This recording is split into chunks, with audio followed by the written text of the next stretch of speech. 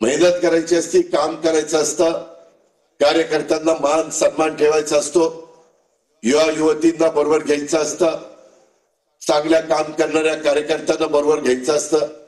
त्या सगळ्या गोष्टी ठरवल्या आणि काही पूर्वीच्या स्वभावामध्ये पण काही बदल करण्याचा प्रयत्न केला. जरा हसायला सुरुवात केली, जरा मिसळायला सुरुवात केली.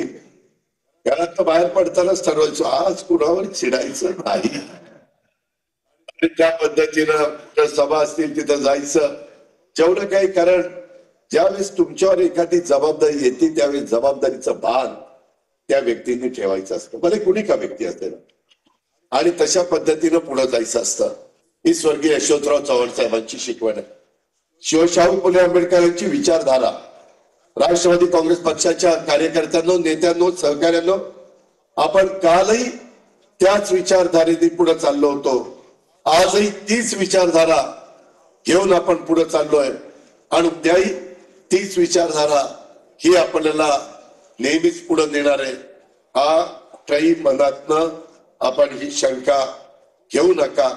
ही शिवशाहू फुले आंबेडकरांची विचारधाराच महाराष्ट्राला एकसंघ ठेवणारी आहे, जातीय सलोखा निर्माण करणारी आहे, समाजामध्ये एक आपलेपणा निर्माण करणारी आहे.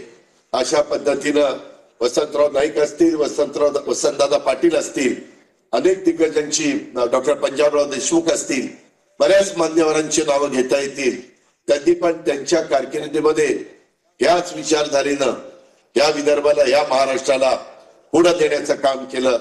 हे आपल्याला कदापि विसरता येणार नाही, नाकारता येणार नाही.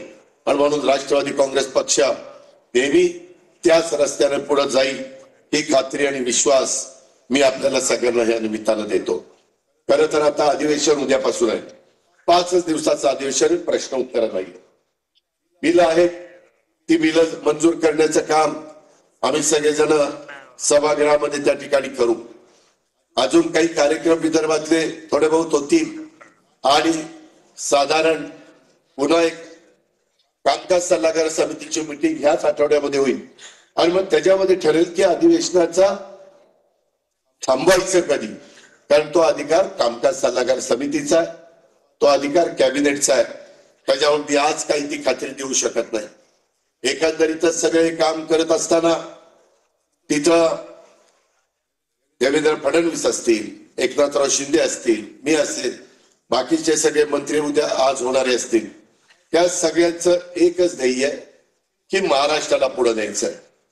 पंतप्रधानांनी पण काही गोष्टी परवा दिवशी सांगितल्या, त्याही राज्याच्या भल्याच्या करता, देशाला पुढे नेण्याच्या दृष्टिकोनातच सांगितलेल्या आहेत.